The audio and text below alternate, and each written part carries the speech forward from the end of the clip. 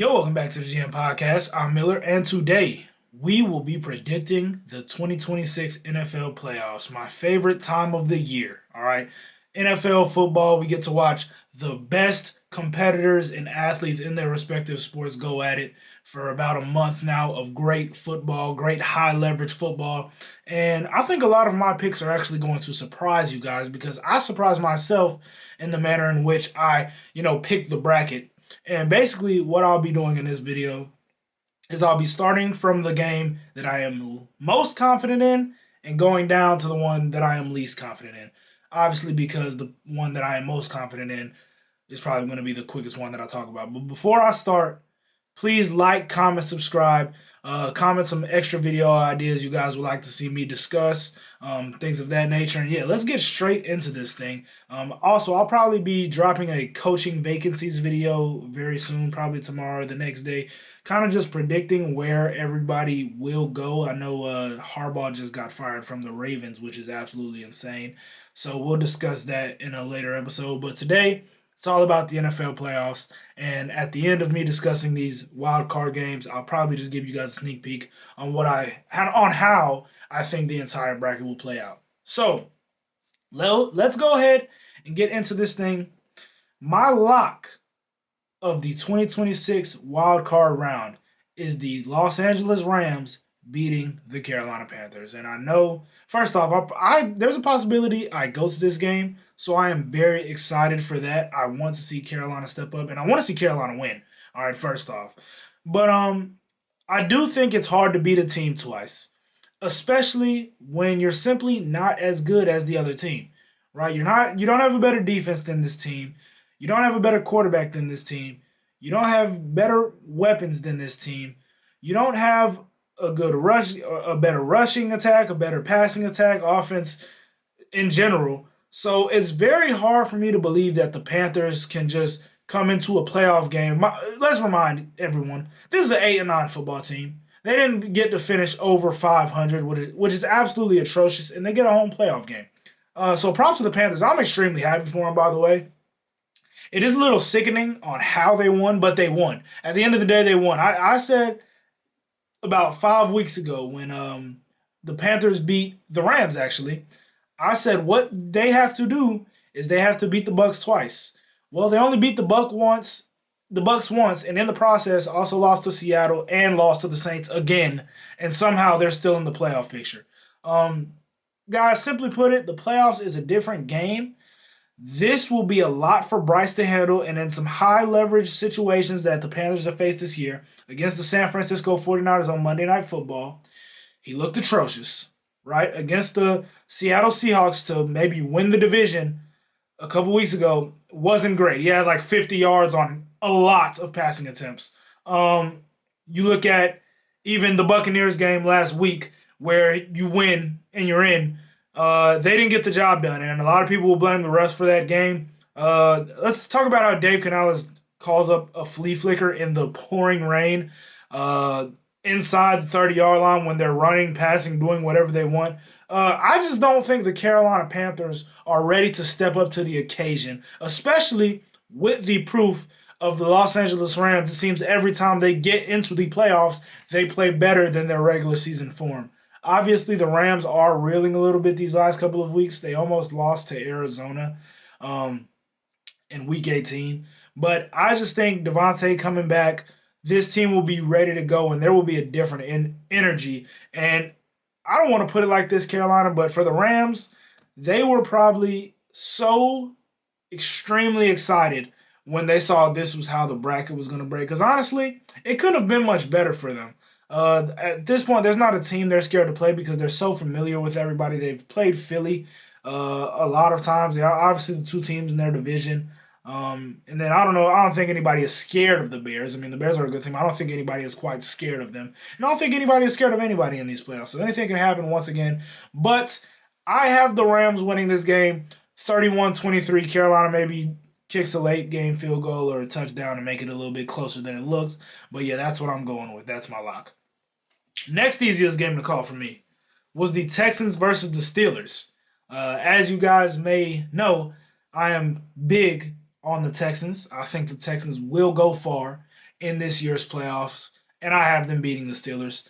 Um, Simply put it, this Texans defense is the elitist of the elite, right? They got corners that can fly around the field, linebackers that hit hard, safeties that come downhill, hit hard. Jalen Petrie back there.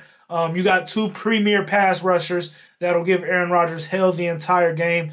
And it's just, simply put, it's going to be hard for the Steelers to put up points in this game. The Baltimore Ravens game, if the Ravens don't have all these slip ups, and obviously the Steelers they pushed the issue, right? They forced what they needed to force. They got themselves into the playoffs, and nothing was lucky about their win, in my opinion, obviously, other than the guy missing the kick. But I thought they put themselves in a good position to compete in a high leverage AFC North showdown. But I just don't think that the Steelers will be able to generate anything against the Houston Texans. And regardless, Aaron Rodgers, he's kind of walking out on top with the great victory he had last week. I think this year in Pittsburgh was a success. And for all the Pittsburgh Steelers fans, who I absolutely despise and hate because you guys are so obsessed and almost the bravado you guys show about consistently being 9-8 and having no chance in a wild card game, this is a year where I actually do think it wouldn't be crazy for y'all to win this particular game. Long playoff stretch? Absolutely not.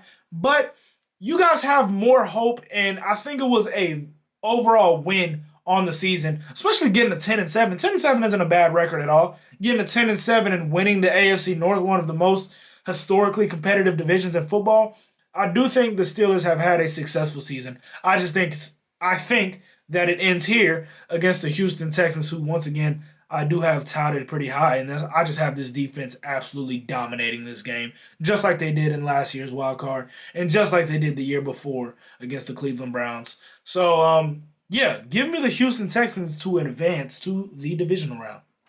All right, moving on to my next easiest game to call, and you guys are absolutely going to hate me for this one. You guys are absolutely going to hate me for this one because a lot of you guys aren't going to agree.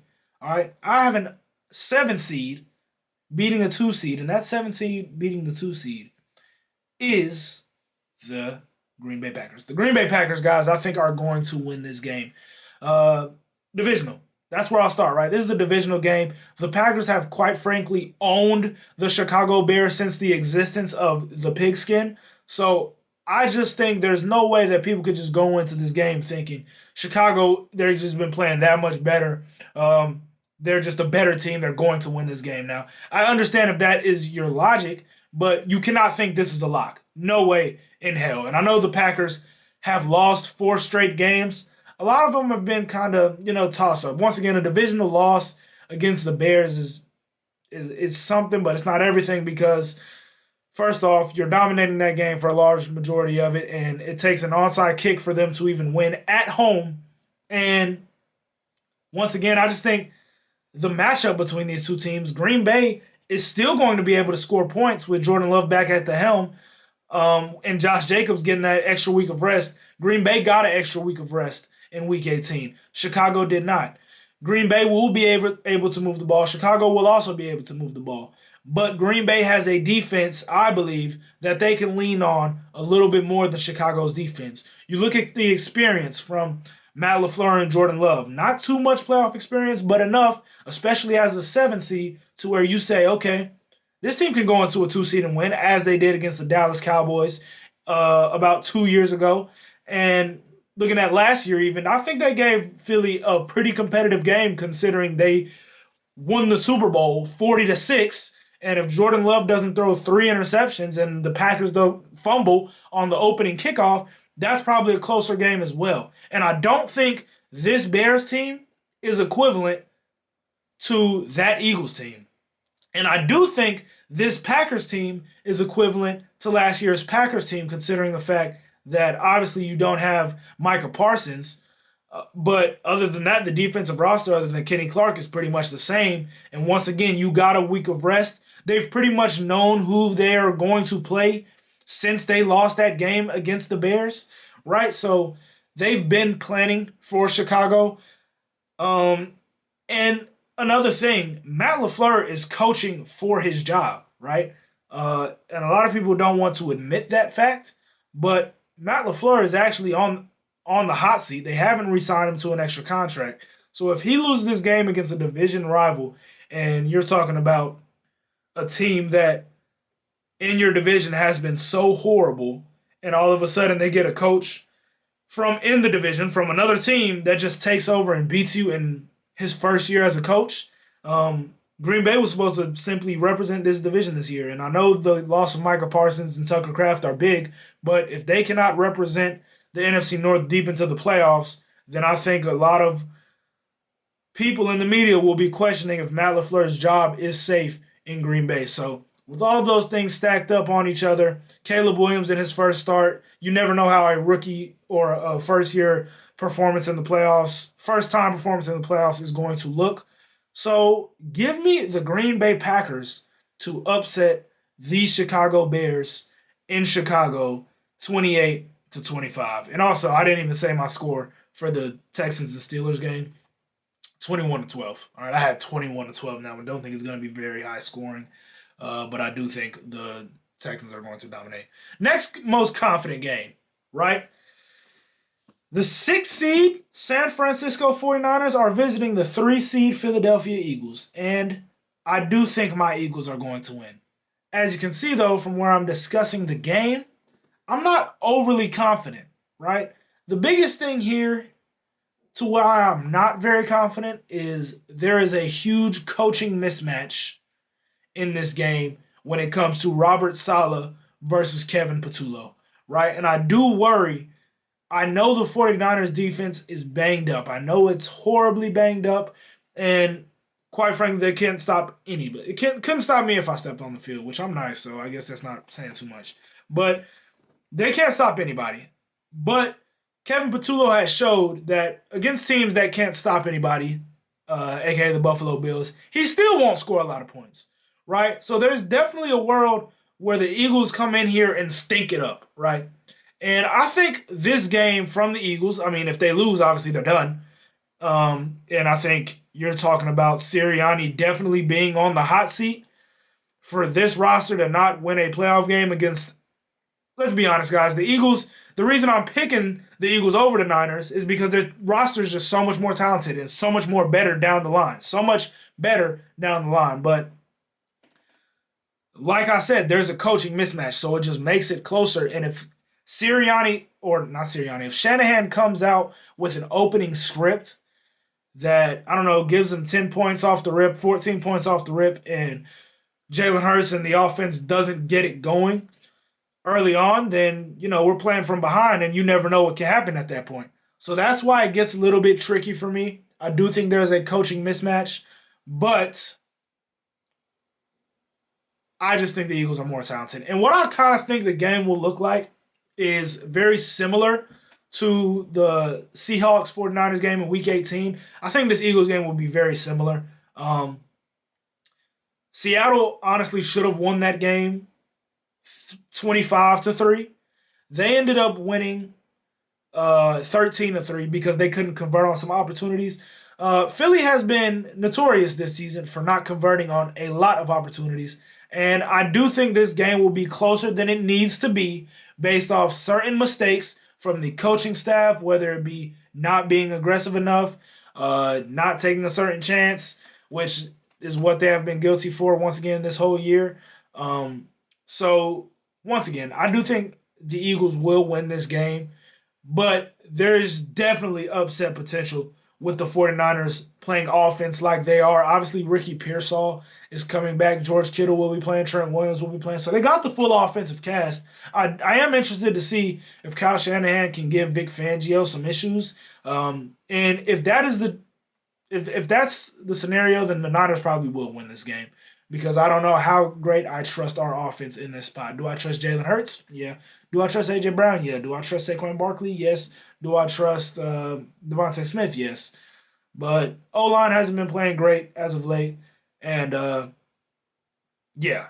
So I just – and our OC is, once again, I don't think he's very capable as a play caller. And Sirianni, if we lose, I'm not saying fire Sirianni. I'm saying take a look at John Harbaugh. That's how I'll put that. All right. Moving on to the second hardest game to call for me. Bills and Jags. Bills and Jags, right? This game is so tough, all right, because once again, for me, it's the classic best player versus best team. The Jags, in my opinion, no question, have a better team, right? Their rush defense has been immensely great for this last portion of the season. I think they're coming off of winning about 7 straight. Sorry, the ESPN notification. They're coming off winning about 7 straight games. Um, they haven't allowed a 100-yard rusher in God knows how long. I was trying to find it in their schedule and I just straight up couldn't. And they have been winning some great games. The defense obviously flying around. Trevor Lawrence playing out of his mind football. Their offense has frankly been one of the best in the league along with their defense. Their back end is probably their weakest point as of right now, but the receivers on Buffalo honestly shouldn't be able to take advantage of that because that's their weak point. And Buffalo being the highest rushing um, offense in the league right now at about 160 yards a game, it just matches up very well for Jacksonville. And what I've been saying is that in a high leverage game this year, Buffalo, people are going to pick them because they just think Josh Allen will solve all, right? And this Jacksonville roster right now at this point of time is just so it just outdoes Buffalo's roster as a whole so much that I don't think Buffalo has a great chance to win this game. I think they have an immense chance to win this game with Josh Allen at the helm, right? And it's really, this one for me is more of a vibes thing, all right? Josh Allen needs to win this game for his legacy. Sean McDermott is literally coaching for his job, right? Jacksonville is hot. I will give them that. And they beat the number 1 seed in the conference. Maybe that's tricky, though, because although they are the number 1 seed in the conference, I'm not ready to say that they are the best team in the conference. I do think that the best teams they've played on their schedule, the Rams and the Seahawks, they didn't look very good. I think against the Houston Texans blowing that lead, and I am very high on the Houston Texans, higher than the Denver Broncos actually, I would say that blowing that lead was also pretty important. So I think Jacksonville, I think they're a good team. They're a great playoff team. But I think there has been a media push to be like, why not Jacksonville? Why not Jacksonville? Maybe, guys, Jacksonville is still a great team, but they just lose against an all-time quarterback. And that's what I expect to happen. I expected absolute fireworks in this game. Josh Allen to win 35-34. And yes, I say Josh Allen because the Buffalo Bills as a team aren't very great. I don't mean to gas 17 up like that, but that's just the reality of the situation. So I will take the Buffalo Bills in this game. And once again, it comes down to me. The Jags schedule just hasn't been that great. And them playing their guys against the Tennessee Titans to get that 3 seed last week, I think it might catch up to them a little bit. The Bills are coming off a good amount, resting a good amount of guys. So to me, I just think, I don't know. I would find it extremely crazy if we're looking at a top 4 in the AFC and none of them are Joe Burrow, Lamar, Patrick Mahomes, or Josh Allen. That is just unfathomable to me. So I'm going to go with Josh Allen and the Buffalo Bills to win that game. All right. And then the hardest game to call of the weekend, easily for me, is the Chargers and Patriots. Patriots first playoff run. You don't know how they're going to play. Justin Herbert so far has showed us in his playoff career it's pretty atrocious. He's not as good as a quarterback, not even close to the level of quarterback. But I actually think these teams are pretty similar, right? Coaches, Harbaugh and Vrabel, couldn't really ask for 2 better culture guys, 2 better culture setters in this league. Quarterback Drake May and Justin Herbert, 2 strong, powerful quarterbacks, strong arms. that you think in these high leverage moments would step up. Justin Herbert hasn't shown it yet, but I think at some point he will. And Drake May is just a guy that you look at and you don't think he'll play down in competition. Skill guys, not particularly great, but playing great this season for their guys. Better than everyone I expected, I would say. Stephon Diggs, Kayshon Boutte, Travion Henderson, Ramondre Stevenson for the Patriots, all playing pretty great football with Hunter Henry as well. And then you look at the Chargers with Quentin Johnson, Ladd McConkey, third down, Keenan Allen, Amarion Hampton's coming along a little bit. I just think they're very even. Two O-lines, I would say the Chargers is pretty worse. It's worse. But I would still say that they're both horrible O-lines. I'm sorry, I don't know where I was going with that. They're both horrible O-lines. And then defensively, I do think the Chargers have an edge. And that's kind of what makes the difference for me right now. More experience with the Chargers as far as Justin Herbert goes, and he's been here before, even though it hasn't looked good. He's been here before. And then the defense for the Chargers, I think, will outperform the Patriots' defense. So I don't know what is provoking me to pick all these underdogs and these wild card teams, but I'm picking the Chargers to beat the Patriots, right? And there are a lot of teams in this AFC, Houston and Denver specifically, that can get after Justin Herbert for the full 60 minutes, right? And the Patriots simply just aren't one of them. The Patriots, I think, have exceeded expectations. They have got to a point where they are 14-3, and I do think they are a great football team. But once again, playing in your first playoff game, there comes a lot of pressure. Going to be at home, that is a lot of pressure. And as a 17, I think Justin Herbert and Jim Harbaugh are looking at it like, I'm kind of playing with house money. And I know there's a lot of pressure on Justin Herbert as well. But I just believe in this game, he won't have to be a force multiplier. He won't have to carry this team and make all the throws. No, I think he can win this game playing behind his defense and overall just sticking it out, grinding it out till the end. And I do think the Chargers will win this game. So give me Chargers. I haven't got a score for this one. I didn't write that down. That's my fault. My bad preparation, guys. Give me the Chargers 25-24 against the New England Patriots. That's the score I will say for that. All right, I know that's a weird one, but I'm just feeling it a little bit. And then let's move on to what I think will happen in the entire playoff picture. What I'm going to try to do, guys, here is screen record my screen so that you guys can follow along with me. If this doesn't work, then just listen to my words because I'm going to be telling you guys what happened anyway. All right, so first, let's click on the teams that I expected to win. Chargers, Bills, and Texans all are winning, which is crazy. I have all of the wild card teams in the AFC winning in their first round of the playoffs, and then Green Bay, Philly, and the Rams. So Philly is the only division winner that I have winning in the wild card round. That's absolutely crazy and spectacular. But let's keep moving on. Denver hosting the LA Chargers. Guys, I'm going to be honest. I might be the biggest Denver Bronco hater there is. I know that they have a great coach that with a week of preparation can definitely give Justin Herbert problems, especially one of the best D-lines in football.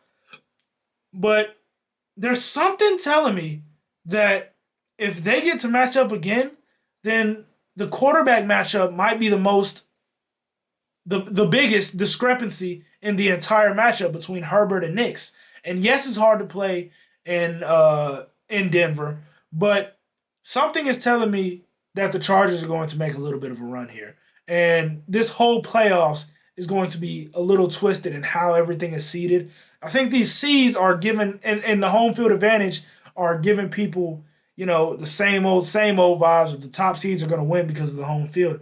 I think this year is going to be very weird in how everything plays out. So give me the LA Chargers to beat the Denver Broncos in the divisional round. And then Bills going back to Texans. Obviously, they already played this year. Texans pretty much dominated that game.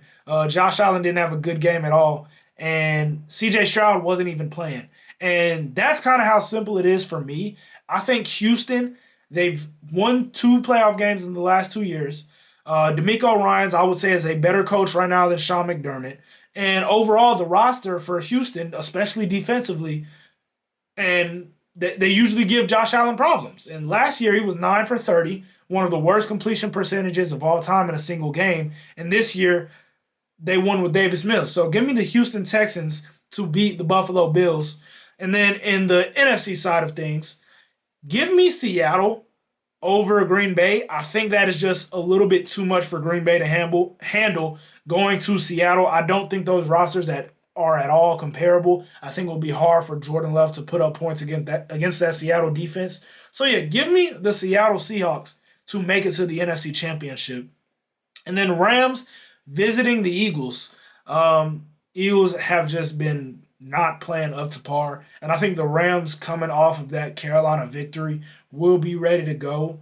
And so give me the Eagles. What are we really talking about here? I don't care about any of that. I just know my birds are going all the way. And then the AFC Championship game, I have a 5 seed hosting a 7 seed. Crazy work, but give me the Houston Texans going to the Super Bowl. The Texans are a horrible matchup for the Los Angeles Chargers, as we have seen multiple times in last year's playoffs and a couple of weeks ago in LA. The pass rush is just too much for Justin Herbert to handle. The DBs are just locking everything up across the board. I think there is no possible way that the Chargers can beat the Houston Texans if they were to match up in a playoff game. And then the Eagles versus Seattle. 2 great defenses going at it. And I trust Jalen Hurts a little bit more than Sam Darnold in a playoff game at that level. Now, what I will say, it seems like every time Seattle plays the Eagles, home or away, Seattle has won for about the last 10 years of my life. So that NFC Championship game is definitely one that will be extremely intriguing for me, because if we beat Seattle, it'll be the first time I feel like in a while that we would do that. And I think this is very much a toss-up type of game. But give me Philly, because why not? All right, and then Super Bowl, Bad Bunny performing. We will have the Houston Texans and the Philadelphia Eagles. And in this game, I will take the Philadelphia Eagles to win the Super Bowl against the Houston Texans. I've kind of had this pick for a long while. It was actually after the Texans beat the Bills. I knew that I was going to pick the Houston Texans to make sorry guys, I got to turn the screen recording on. To make the Super Bowl, and there was no way I was going against my Eagles coming off a Super Bowl at any point in the year, no matter how bad they looked, unless they miss the playoffs or unless they get eliminated prematurely. So I do have the Eagles beating the Texans in this year's Super Bowl. Let me know if you guys think that's crazy or if you guys, agree. You probably don't, but thank you guys for tuning in. Like, comment, subscribe. Once again, I have more content coming with the coaching cycle that'll be going on in the near future. But yeah, like, comment, subscribe, and peace out.